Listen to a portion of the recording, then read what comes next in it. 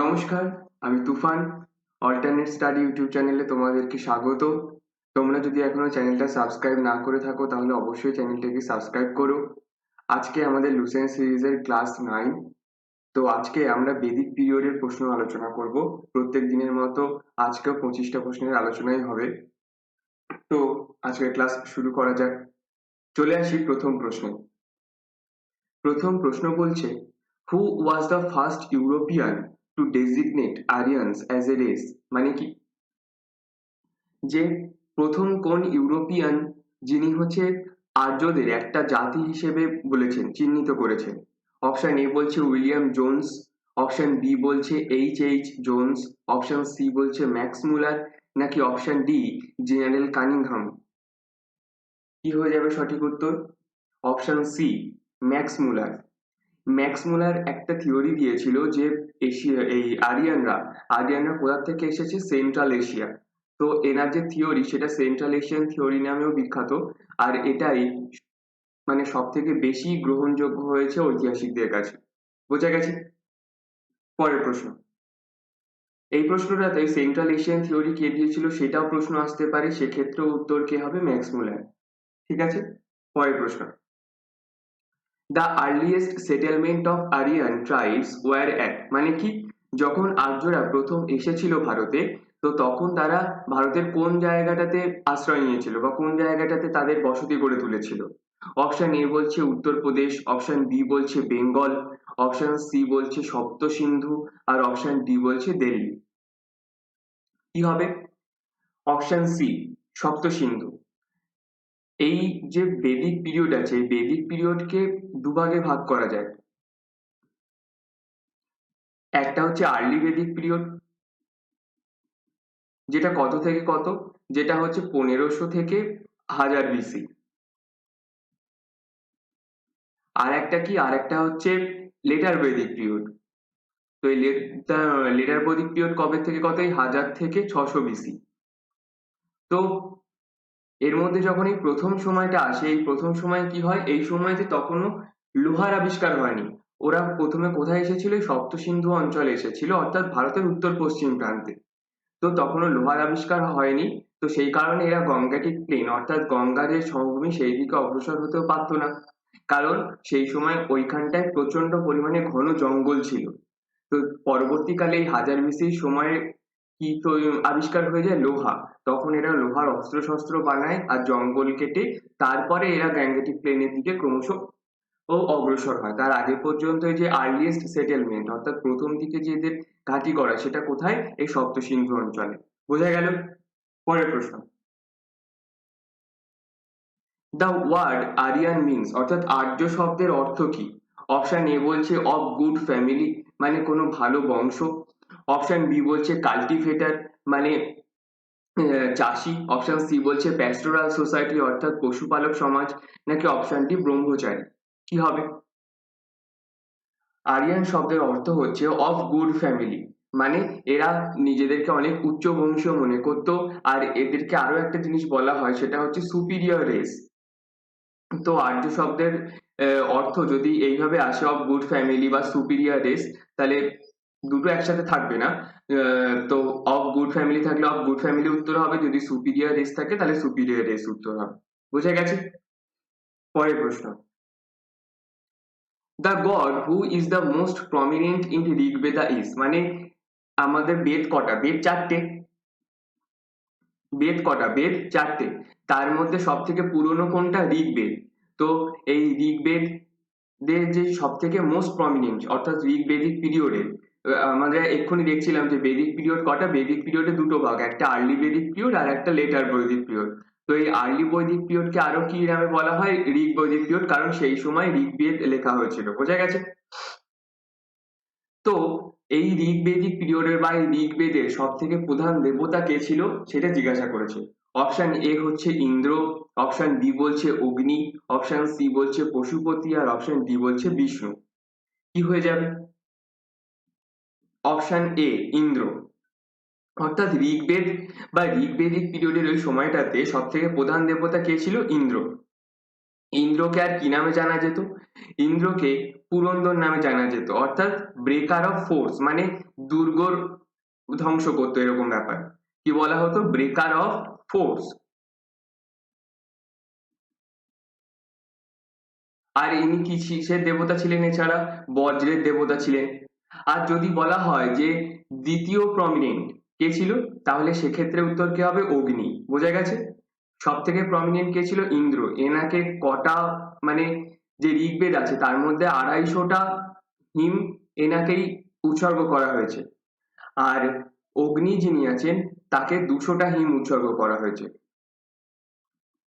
ঋগ্বেদে মেনলি কি থাকতো? ঋগ্বেদে ছিল হিম, যেগুলো কি করা হতো, যে ভগবানদের মানে দেবতাদেরকে যে উৎসর্গ করে বিভিন্ন হিম ছিল, তার মধ্যে ইন্দ্রকে উৎসর্গ করে কটা ছিল? 250টা।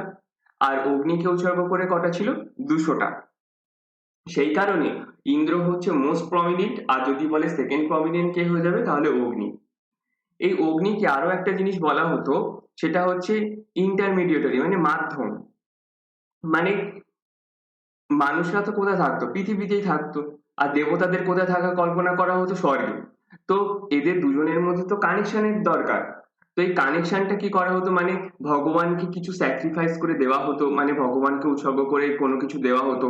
তো সেই যে জিনিসগুলো ভগবানকে দেওয়া হবে, সেই জিনিসগুলো ভগবানের কাছে কিভাবে পৌঁছবে? তো কি করা হতো? ওই অগ্নিকুণ্ডে সমস্ত জিনিসকে ফেলে দেওয়া হতো, আর সেই সমস্ত জিনিস এই পুড়ে এই যে ধোঁয়া তৈরি হতো, সেই ধোঁয়ার মাধ্যমে চলে যেত ওপরে। আর মনে করা হতো যে এইভাবে দেবতাদের কাছে সমস্ত জিনিস পৌঁছে যাচ্ছে। তো এই যে অগ্নি, এই অগ্নি তার মানে কি করতো? যে মানুষ আর ভগবানের মধ্যে যোগাযোগ স্থাপন করতো। তাই অগ্নিকে কি বলা হতো? ইন্টারমিডিয়েটরি বা মাধ্যম। বোঝা গেছে? যদি প্রশ্ন আসে যে আহ মানুষ আর দেবতাদের মধ্যে কে মাধ্যমের কাজ করতো, তাহলে কি উত্তর হয়ে যাবে? অগ্নি। পরের প্রশ্ন: who among the following wrote Sanskrit grammar, মানে সংস্কৃত গ্রামার কে লিখেছে? অপশন এ বলছে কালিদাস, অপশন বি বলছে চরক, অপশন সি বলছে পানিনি, আর অপশন ডি বলছে আর্যভট্ট। কি হবে? Option C Panini. Sanskrit grammar কে লিখেছে? পানিনি। পানিনি কি বই লিখেছিলেন? অষ্টাধ্যায়ী।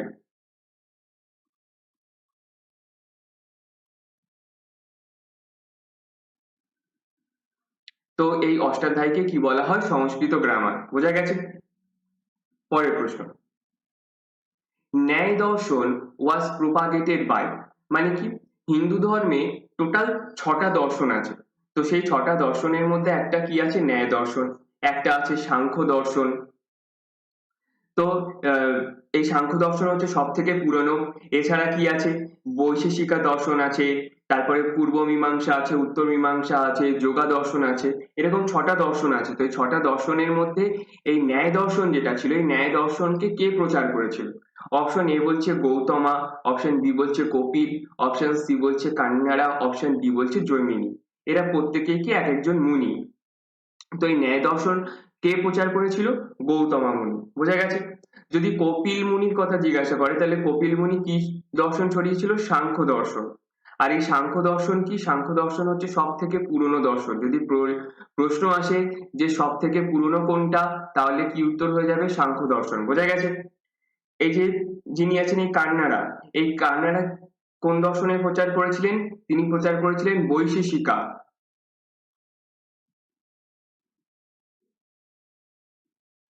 আর এই যে জৈমিনী আছে, জৈমিনী কিসের প্রচার করেছিলেন? জৈমিনী প্রচার করেছিলেন পূর্ব মীমাংসার। বোঝা গেছে? তাহলে এই প্রত্যেকটা জিনিসই ভীষণ গুরুত্বপূর্ণ পরীক্ষার দিক থেকে। বোঝা গেছে? আর এই মীমাংসাতে একটা কথা বলা আছে, সেটা হচ্ছে বেদই হচ্ছে সর্বসর্বা। বোঝা গেছে? তো পরীক্ষায় যদি ওরকম প্রশ্নও আসে যে এইটা কোন দর্শনে বলা আছে, তাহলে সেক্ষেত্রে উত্তর কি হয়ে যাবে? পূর্ব মীমাংসা বা মীমাংসা। অ্যাকচুয়ালি এইটা পূর্ব মীমাংসাতেই মানা হয়, ওই বেদের যে সবকিছুতে সর্বে সর্বা। বোঝা গেছে? পরের প্রশ্ন: উপনিষদ আর বুকস অন, মানে উপনিষদ যে বইগুলো আছে, সেই বইগুলো কিসের উপরে ভিত্তি করে লেখা? অপশন এ বলছে রিলিজিয়ান, অপশন বি বলছে যোগা, অপশন সি বলছে ল, আর অপশন ডি বলছে ফিলোসফি, মানে দর্শন। কিসের উপর ভিত্তি করে লেখা উপনিষদ? উপনিষদ গুলো হচ্ছে দর্শনের উপরে ভিত্তি করে লেখা বই। বোঝা গেছে? পরের প্রশ্ন, দ্য এক্সপাউন্ডার অফ যোগা ফিলোসফি ওয়াজ, এই একটু আগে বলছিলাম যে দর্শনগুলো, তার মধ্যে একটা ছিল যোগা দর্শন। এই যোগা দর্শনকে কে ছড়িয়েছিল? অপশন এ বলছে পতঞ্জলি, অপশন বি বলছে গৌতমা, অপশন সি বলছে জৈমিনী, আর অপশন ডি বলছে শঙ্করাচার্য। কি হবে? Option A Patanjali. বোঝা গেছে? তাহলে যোগা দর্শন কে ছড়িয়েছিল? পতঞ্জলি। পরের প্রশ্ন, the Manusmriti mainly deals with, মানে মনুস্মৃতি যে বই আছে সেই মনুস্মৃতি কিসের উপরে ভিত্তি করে লেখা আছে? সোশ্যাল অর্ডার, অপশন বি হচ্ছে laws, option C economics, option D বলছে স্টেট ক্রাফট। কি হবে? মনুস্মৃতিতে মেনলি আইন সংক্রান্ত জিনিসপত্র লেখা আছে। বোঝা গেছে? পরের প্রশ্ন, which of the following four Vedas contains an account of magical chants and spells, মানে বিভিন্ন জাদু মন্ত্র এইসব নিয়ে এই চারটে যে বেদা আছে, এই চারটে বেদের মধ্যে কোনটাতে লেখা আছে এবার কোনটাতে এইসব ম্যাজিক্যাল চার্ম আর স্পেলের কথা আছে? অপশন এ বলছে ঋগ্বেদ, অপশন বি বলছে সামবেদ, অপশন সি বলছে যজুর্বেদ, আর অপশন ডি বলছে অথর্ববেদ। কি হবে? Option D Atharvaveda. অথর্ববেদে এই জাদু টাদু এইসব জিনিসপত্র নিয়ে লেখা আছে। যদি বলা হয় ঋগ্বেদে কি লেখা আছে, ঋগ্বেদে আছে কি হিমস, যেগুলো কাদেরকে উৎসর্গ করা, যেগুলো সব বিভিন্ন ভগবানকে উৎসর্গ করা। ঠিক আছে, তো এই হিমস রয়েছে ঋগ্বেদে। ঋগ্বেদ থেকে আরো প্রশ্ন আসে যে ঋগ্বেদে কটা মন্ডল আছে? ঋগ্বেদে আছে 10টা মন্ডল। বোঝা গেছে? 10টা ভাগ। তারপরে আসি সামবেদের কথায়। এই সামবেদে কি আছে? সামবেদেও আছে হচ্ছে এই হিম, কিন্তু কি হচ্ছে, এই এর যে হিমগুলো আছে সেই হিমগুলোকে গানের আকারে আছে। হিমগুলো কিসের আকারে আছে? হিমগুলো গানের আকারে। আর এর বেশিরভাগ কি আছে? বেশিরভাগ যে হিমগুলো আছে সেগুলো সবই ঋগ্বেদ থেকেই নেওয়া হয়েছে। কিছু অরিজিনাল আছে কিন্তু বেশিরভাগটাই কোথা থেকে নেওয়া হয়েছে? ঋগ্বেদ। আর এই সামবেদ কিসের সঙ্গে যুক্ত? গানের সাথে। বোঝা গেছে? যদি বলা হয় যে গানের মানে গান রিলেটেড জিনিস কোথায় আছে, সেটা হচ্ছে সামবেদ হয়ে যাবে। আর যদি বলা হয় যজুর্বেদ, যজুর্বেদে কি আছে? যজুর্বেদে আছে স্যাক্রিফাইসাল ফর্মুলা, মানে কি, যে বিভিন্ন যে উৎসর্গ করার যে পদ্ধতি সেইগুলো কোথায় লেখা আছে? সেগুলো এই যজুর্বেদেতে লেখা আছে। ক্লিয়ার? আর অথর্ববেদে তো রয়েছে এই ম্যাজিক্যাল চার্মস অ্যান্ড স্পেলস, এই জাদু টাদু এইসব জিনিস। In the early Rigvedic period, what was considered to be the most valuable property, মানে কি, যে আর্লি ঋগ্বেদিক পিরিয়ড যেটা ছিল সেই সময়তে সব থেকে ভ্যালুয়েবল দামি সম্পদ কি ছিল সেই আর্লি ঋগ্বেদিক পিপলদের কাছে? অপশন এ বলছে ল্যান্ড, অপশন বি বলছে কাউ, অপশন সি বলছে ওম্যান, আর অপশন ডি বলছে ওয়াটার। কি হবে? যখন এই আর্লি ঋগ্বেদিক পিরিয়ডের মানে মানুষরা যখন ভারতে এসেছিল তখন কি হয়েছিল? তখন এরা ভালো করে কৃষিকাজে জানতো না। কেন জানতো না? কারণ তখনও এদের কাছে লোহার আবিষ্কার হয়নি। লোহা আবিষ্কার না হওয়ায় কপার টপার যেসব অন্যান্য ধাতু ছিল সেইগুলো দিয়ে যে মাটি খোঁড়া হতো সেই মাটি ভালো করে খোঁড়া যেত না। তার ফলে যা হোক করেও চাষবাস হতো। বোঝা গেল? আর এদের তখন মেন জীবিকা কি হয়ে দাঁড়িয়েছিল? মেন জীবিকা ছিল তখন এই পশুপালন। বোঝা গেছে? তো এই পশুপালনের সাথে সাথে এদের কাছে সব থেকে গুরুত্বপূর্ণ কি হয়ে দাঁড়িয়েছিল? এই গরু, অর্থাৎ কাউ।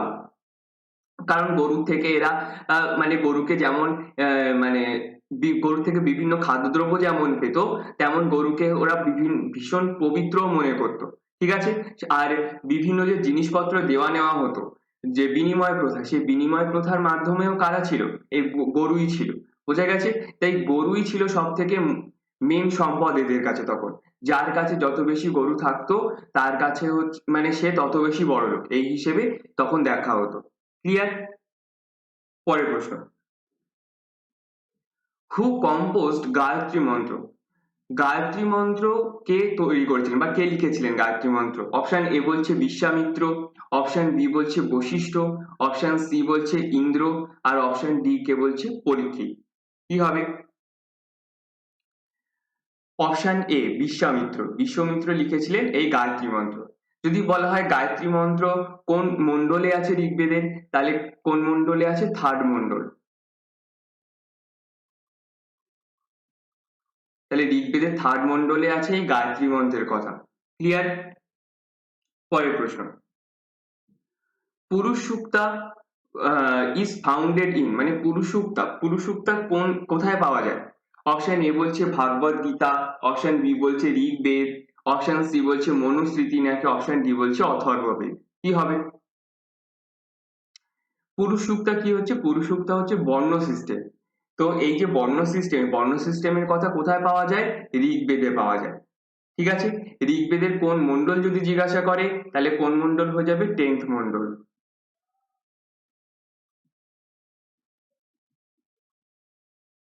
ক্লিয়ার? পরের প্রশ্ন, which one of the following stages of life of man in Aryan society in ascending order of age is correct? মানে কি, আর্য সমাজে বয়স বৃদ্ধির সাথে সাথে যে বিভিন্ন আশ্রমগুলো ছিল সেইগুলো সঠিক অর্ডারটা সাজাতে বলেছে। ব্রহ্মচর্য, গার্হস্থ্য, বানপ্রস্থ, সন্ন্যাস, নাকি গার্হস্থ্য, ব্রহ্মচর্য, বানপ্রস্থ, সন্ন্যাস, এইরকম ভাবে অপশনগুলো ওলটপালট করে আছে। তো কোনটা হবে? অপশন এ হবে সঠিক উত্তর। প্রথমে কি থাকতো? ব্রহ্মচর্য, তারপরে কি ছিল? গৃহস্থ, তারপরে কি ছিল? বানপ্রস্থ, তারপরে ছিল সন্ন্যাস। সেই সময়তে মানুষের আয়ুকে ধরা হতো 100 বছর। তো এই 100 বছরের মধ্যে ব্রহ্মচর্য ধরা হতো 0 থেকে 25, অর্থাৎ এই বয়সের মধ্যে তুমি গুরুর কাছে থাকো, পড়াশোনা করো, শেখো, এই হচ্ছে ব্রহ্মচর্য। তারপরে কি? তারপরে হচ্ছে গৃহস্থ, যেটা ছিল 26 থেকে 50, এই 25 বছর। মানে কি, এই সময় তুমি ঘরে থাকো, সংসার করো, মানে মানে সংসার জীবনকে জানো, সেইটা হচ্ছে কি? গৃহস্থ। তারপরে কি আসতো? বানপ্রস্থ, যেটা ছিল 51 থেকে 75। এই 25 বছরে কি হতো? এই 25 বছরে যে তুমি এই যে এত বছর ধরে যা দেখলে, সেই দেখা জিনিসগুলোকে তুমি সমাজের অন্যান্য মানুষের সঙ্গে শেয়ার করে নাও, সেইটা হচ্ছে এই বানপ্রস্থর সময়। আর বাকি যে সময়টা 76 থেকে 100, এই সময়টা তুমি কি করো? তুমি সন্ন্যাসী হও আর সন্ন্যাসী জীবন পালন করো। বোঝা গেছে? তাহলে এই ছিল 4টে জীবনের ভাগ, মানে 4টে আশ্রম বলা হতো এদেরকে: ব্রহ্মচর্য, গার্হস্থ্য, বানপ্রস্থ, সন্ন্যাস, আর এই অর্ডারে ছিল। ক্লিয়ার? পরের প্রশ্ন, the battle of Mahabharata is believed to have been fought at Kurukshetra for, মানে কি, মহাভারতের যে মেন যুদ্ধ কুরুক্ষেত্র, সেই কুরুক্ষেত্রের যুদ্ধ কতদিন ধরে হয়েছিল বলে ধরা হয়? অপশন এ বলছে 14 দিন, অপশন বি বলছে 16 দিন, অপশন সি বলছে 18 দিন, আর অপশন ডি বলছে 20 দিন। কি হবে? 18 দিন। আর কুরুক্ষেত্রের যুদ্ধ কাদের কাদের মধ্যে হয়েছিল? কৌরব আর পাণ্ডবদের মধ্যে। বোঝা গেছে?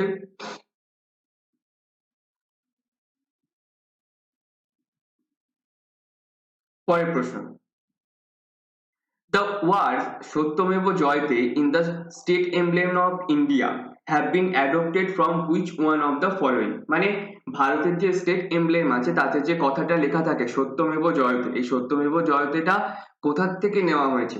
অপশন এ বলছে মুন্ডাক উপনিষদ, অপশন বি বলছে ব্রহ্ম উপনিষদ, অপশন সি বলছে মুদগালা উপনিষদ, আর অপশন ডি বলছে মৈত্রেয়ী উপনিষদ। কি হবে? এই সত্যমেব জয়ত কথাটা কোথা থেকে নেওয়া হয়েছে? মুন্ডাক উপনিষদ থেকে। ভীষণ ইম্পর্টেন্ট একটা কোশ্চেন। বোঝা গেছে?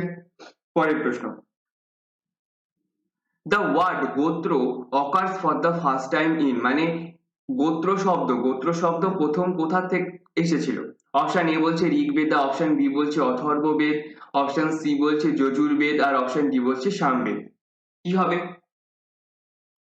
Option A Rigveda. গোত্র, গোত্র কিসের থেকে এসছে? যে এর মধ্যে যে কথাটা আছে গো, এই গো মানে কি? গো মানে হচ্ছে গরু। তাহলে একটু আগেই বলছিলাম সেই সময় মূল সম্পদ আর্য সমাজের মানুষের কাছে মূল সম্পদ কি ছিল? গরু। তো এই যে বিভিন্ন মুনি ঋষিরা থাকতো, তো এই মুনি ঋষিদের গরু দেওয়া হতো। তো এক একজন ঋষির প্রচুর পরিমাণে গরু থাকতো, হাজার হাজার গরু হয়ে যেত।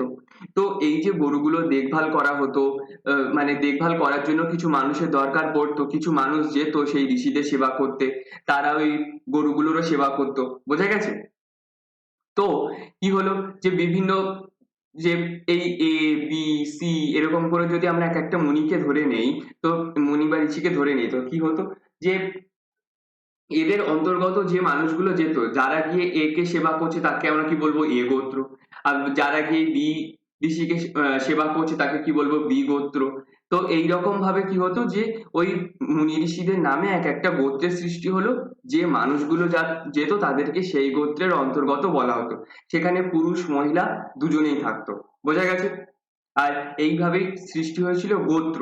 আর এই গোত্র শব্দ প্রথম কোথায় উল্লেখ পাওয়া যায়? ঋগ্বেদে। বোঝা গেল? পরের প্রশ্ন। The famous battle of ten kings as described in the Rigveda was fought on the bank of, মানে যে ঋগ্বেদে যে 10 কিং এর মানে 10 রাজার যুদ্ধের কথা আছে, সেই 10 রাজার যুদ্ধ কোন নদীর তীরে হয়েছিল? অপশন এ বলছে সরস্বতী, অপশন বি বলছে পরুষ্ণী, অপশন সি বলছে বিপাশা, আর অপশন ডি বলছে আস্তিনী। কি হবে? অপশন বি পরুষ্ণী, যাকে আমরা এখন কোন নদী বলে থাকি? রাভি। আর এই 10 রাজার যুদ্ধ কার সাথে কি হয়েছিল? সুদাস বলে একজন ছিলেন, যিনি হচ্ছে যাকে বলা হতো ভারত কিং। আর তিনি কোন ফ্যামিলি থেকে ছিলেন? ত্রিশূ। ত্রিশূ তার ফ্যামিলির নাম ছিল। তো এই সুদাসে মানে এই ফ্যামিলির কুলপুরোহিত ছিলেন কি? বিশ্বামিত্র মুনি। তো এই বিশ্বামিত্র মুনি এই ছিলেন মানে একটুতেই রেগে যেতেন, এইরকম প্রকৃতির একজন মানুষ। তো একদিন এই সুদাস বিশ্বামিত্র মুনিকে বলে যে আপনি আজ থেকে আর কুলপুরোহিত থাকবেন না আমাদের ফ্যামিলির, এখানে কে মানে আপনার জায়গায় আসছে বশিষ্ঠ মুনি। বোঝা গেছে? তো এই বিশ্বামিত্র মুনি কথাটা শুনে রেগে যায়। রেগে গিয়ে কি হয় যে সেই সময় আর্য সমাজ বিভিন্ন এই ক্লানে এরকম বাস করতো। তো এইরকম 10টা ক্লানের কাছে যায়, 10টা ক্লানের মানুষজনকে একত্র করে, আর সেই সমস্ত মানুষকে নিয়ে অ্যাটাক করে সুদাসের ওপরে। বোঝা গেছে? তো একদিকে ছিল সুদাস, বশিষ্ঠ মুনি, আর অন্যদিকে বিশ্বামিত্র মুনির সাথে এই 10 রাজা ছিল। তো আলটিমেটলি কে জিতে যায়? আলটিমেটলি জিতে যায় সুদাস। বোঝা গেছে? তো ছিল এই হচ্ছে 10 রাজার যুদ্ধ। এই 10 রাজার যুদ্ধ কোথায় উল্লেখ আছে? ঋগ্বেদে উল্লেখ আছে। যদি বলা হয় ঋগ্বেদের কোন মণ্ডলে আছে, তাহলে কোন মণ্ডলে আছে? 7th মণ্ডলে। বোঝা গেছে? এই যে বিভিন্ন মণ্ডলগুলো আছে এর মধ্যে কিছু কিছু মণ্ডল ভীষণ পরিমাণে গুরুত্বপূর্ণ এইসব কারণে। বোঝা গেছে? আর এগুলো প্রত্যেকটা আমাদের মনে রাখতে হবে। পরের প্রশ্ন বলছে, the word Java mentioned in Rigveda was used for which agricultural product? মানে এই জাভা শব্দটা যে ঋগ্বেদাতে আছে সেটা কোন কৃষিজ দ্রব্যের জন্য ব্যবহার করা হতো? অপশন এ বলছে বার্লি, অপশন বি বলছে রাইস, অপশন সি বলছে গ্রাম, আর অপশন ডি কি বলছে? হুইট, গম। কি হবে? Option A barley. বার্লিকে কি বলা হতো? বার্লিকে ঋগ্বেদে জাভা বলা হতো। যদি বলে রাইসকে কি বলা হতো? রাইসকে বলা হতো ব্রিহি।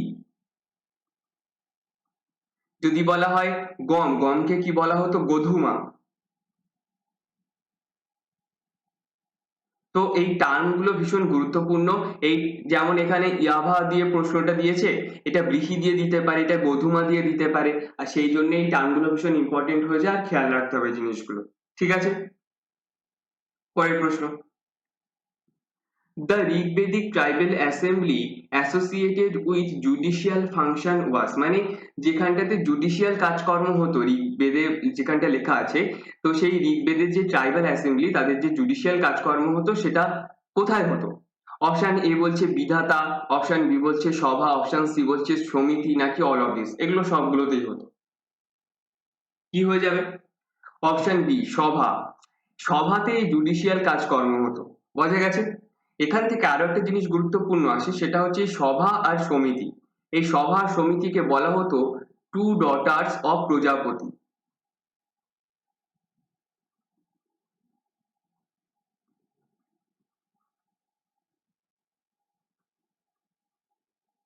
প্রজাপতি মানে কি? এখন যিনি ব্রহ্মা, তো সেই প্রজাপতির দুটো কন্যা বলা হতো এই সভা আর সমিতিকে। এইভাবে প্রশ্ন এসেছে বহুবার যে প্রজাপতির দুই কন্যা কারা কারা, তো এই সভা আর সমিতি। ঠিক আছে?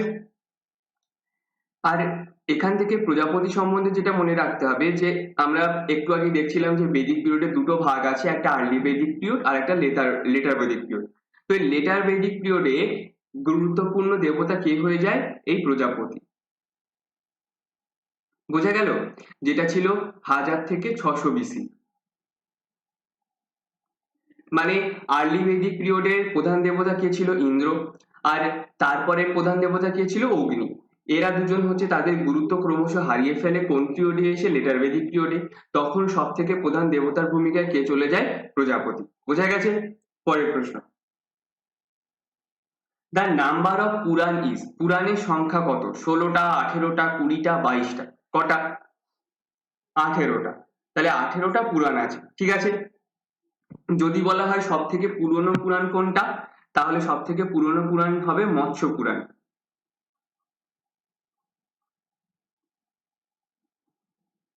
এখানে আর যদি বলা হয় বেদাঙ্গর কটা আছে, বেদাঙ্গ সংখ্যা কটা? যদি বলা হয় উপনিষদ, উপনিষদের কটা সংখ্যা? তাহলে বেদাঙ্গ সংখ্যা হবে 6টা। বেদাঙ্গ কটা আছে? 6টা। আর যদি বলা হয় উপনিষদ কটা আছে? উপনিষদ আছে 108টা। ক্লিয়ার? পরের প্রশ্ন, originally the Mahabharata was known as, মানে মহাভারতের প্রাচীন নাম কি ছিল? অপশন এ বলছে বৃহৎ কথা, অপশন বি বলছে ব্রাহ্মিংস, অপশন সি বলছে বৃহৎ সংহিতা, আর অপশন ডি বলছে জয় সংহিতা। কি হবে? অপশন ডি, জয় সংহিতা। বোঝা গেছে? তো মহাভারতের প্রাচীন নাম কি ছিল? জয় সংহিতা। আর যদি বলে রামায়ণ, রামায়ণকে কি বলা হতো? রামায়ণকে বলা হতো আদি গ্রন্থ বা আদি পুরাণ।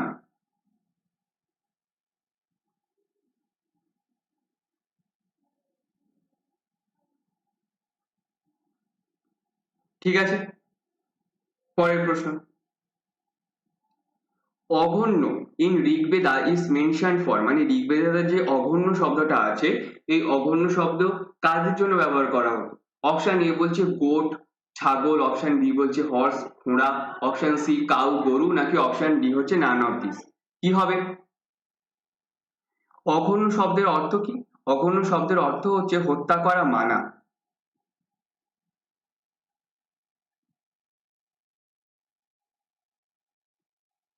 তো কাদেরকে ছিল? এই কাউ। একটু আগেই বলছিলাম যে আর্লি ঋগ্বেদিক পিউপেলদের কাছে সব থেকে গুরুত্বপূর্ণ পশু কে ছিল? কাউ। পবিত্র পশু কে ছিল? কাউ। তো এই সেই কারণে গরুকে কি ছিল সেই সময় হত্যা করা নিষেধ ছিল, ঠিক আছে। তো সেই কারণে গরুকে কি বলা হতো? অঘন্য বলা হয়েছিল কিসে? ঋগ্বেদে। পরিষ্কার? চলে আসি পরের প্রশ্নে, the conversation of Yama and Nachiketa is the subject matter of which Upanishad, মানে কোন উপনিষদে এই যম আর নচিকেতার কথোপকথন রয়েছে? অপশন এ বলছে ঈশা উপনিষদ, অপশন বি বলছে প্রশ্ন উপনিষদ, অপশন সি বলছে মুন্ডাকা উপনিষদ, আর অপশন ডি বলছে কথা উপনিষদ। কি হবে?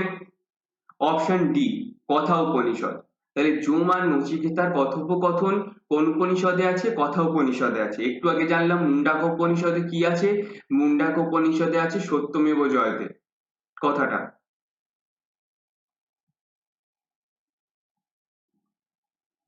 ক্লিয়ার? দুটোই ভীষণ গুরুত্বপূর্ণ। পরের প্রশ্ন, what was the main occupation of early Vedic people, তাহলে আর্লি বেদিক পিপলদের প্রধান কাজ কি ছিল? এগ্রিকালচার, নাকি ক্যাটেল রিয়ারিং মানে পশুপালন, অপশন সি বিজনেস, নাকি ক্রাফটসম্যানশিপ, নাকি হস্তশিল্প? কি ছিল? ক্যাটেল রিয়ারিং মানে পশুপালন। একটু আগেই বলছিলাম যে তখনও লোহার আবিষ্কার হয়নি, এই 1500 থেকে 1020, এই সময়টা কি ছিল? এই সময়টা ছিল আর্লি বেদিক পিরিয়ড। তো এই আর্লি বেদিক পিরিয়ডে কি হতো? এই সময় তখনও লোহার আবিষ্কার হয়নি, তো সেই কারণে ভালো করে এগ্রিকালচার হতো না, কারণ অন্য যে সমস্ত ধাতু ছিল সেই ধাতু দিয়ে বেশি মাটি খোঁড়া যেত না, তার ফলে যা চাষ হতো সেগুলো যা হোক করে হতো। তো চাষ হতো তখন, কিন্তু চাষ কি ছিল? চাষ তখন সেকেন্ডারি ছিল, প্রধান কি ছিল? এই ক্যাটেল রিয়ারিং। যেটা পরবর্তীকালে যখন এই হাজার বিসিতে কি হয়, হাজার বিসিতে লোহার আবিষ্কার হয়, তখন কি হয়? মানুষ আস্তে আস্তে লোহার ব্যবহারও শিখতে থাকে। তার ফলে যে লেটার বেদিক পিউপেলে মানে লেটার বেদিক পিরিয়ড হয়, সেই পিরিয়ডে কি হয়? এই পশুপালন থেকে মানুষের জীবিকা ক্রমশ কিসের দিকে মুভ করে যায়? এগ্রিকালচার অর্থাৎ কৃষিকাজের দিকে। বোঝা গেছে? তাহলে যদি বলা হয় যে আর্লি বেদিক পিউপেলদের প্রধান অকুপেশন কি ছিল, তাহলে হবে পশুপালন। আর যদি বলা হয় লেটার বেদিক পিরিয়ড, তাহলে লেটার বেদিক পিরিয়ডে প্রধান অকুপেশন কি হয়ে যাবে? এগ্রিকালচার, কৃষিকাজ। পরিষ্কার? আজকের 25টা প্রশ্নের আলোচনা এখানেই শেষ। আশা করি তোমাদের ক্লাসটা পছন্দ হবে। যদি ক্লাসটা পছন্দ হয়ে থাকে তাহলে অবশ্যই লাইক করো আর ভিডিওটা বন্ধুদের সাথে শেয়ার করে নিও। আর আজকে যে সমস্ত প্রশ্নের আলোচনা করলাম সেই সমস্ত প্রশ্নের পিডিএফ তোমরা পেয়ে যাবে আমাদের টেলিগ্রাম গ্রুপে, যার নাম হচ্ছে অল্টারনেট স্টাডি বেঙ্গলি। তোমরা সার্চ করে পেয়ে যাবে, অথবা ডেসক্রিপশনে লিংক দেওয়া থাকবে, সেই লিংকে ক্লিক করেও তোমরা ডিরেক্ট জয়েন করতে পারো। আর তোমরা যদি অবশ্যই চ্যানেলটাকে সাবস্ক্রাইব করো যদি এখনো সাবস্ক্রাইব না করে থাকো। ঠিক আছে, আজকের ক্লাস তাহলে এই অবধি। আসলাম।